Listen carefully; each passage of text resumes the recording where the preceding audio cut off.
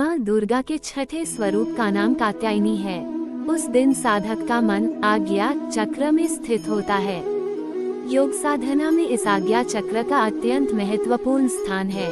नवरात्रि में छठे दिन माँ कात्यायनी की पूजा की जाती है। इनकी उपासना और आराधना से भक्तों को बड़ी आसानी से अर्थ, धर्म, काम और मोक्ष चारों फलों की प्राप्ति होती है। उसके रोग, शोक, संताप और भय नष्ट हो जाते हैं। जन्मों के समस्त पाप भी नष्ट हो जाते हैं।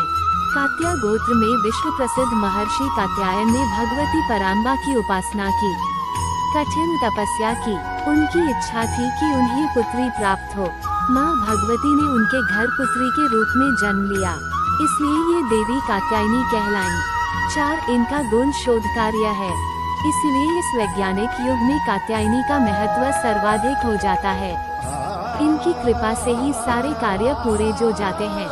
ये वैद्यनाथ नामक स्थान पर प्रकट होकर पूजी गयीं। माँ कात्यायनी अमोघ फलदायिनी है। भगवान कृष्ण को पति रूप में पाने के लिए ब्रज की गोपियों ने इन्हीं की पूजा की थी। ये पूजा कालिंदी यमुना के तट पर की गई थी, इसलिए यह ब्रजमंडल की अधिष्ठात्री देवी के रूप में प्रतिष्ठित है। इनका स्वरूप अत्यंत भव्य और दिव्य है। ये स्वर्ण के समान चमकीली है और भास्वर है।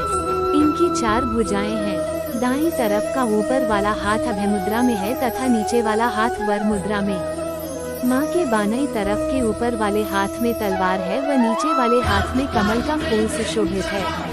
इनका वाहन भी सिंह है। इनकी उपासना और आराधना से भक्तों को बड़ी आसानी से अर्थ, धर्म, काम और मोक्ष चारों फलों की प्राप्ति होती है। उसके रोग, शोक, संताप और भय नष्ट हो जाते हैं। जन्मों के समस्त पाप भी नष्ट हो जाते हैं। इसलिए कहा जाता है कि इस देवी की उपासना करने से परम पद की प्राप्ति होती है। मंत्र: चंद्रहा सोज्ज्वल करा शार्दूल वरवाहना कात्यायनी शुभ दत्या देवी दानव घातिनी।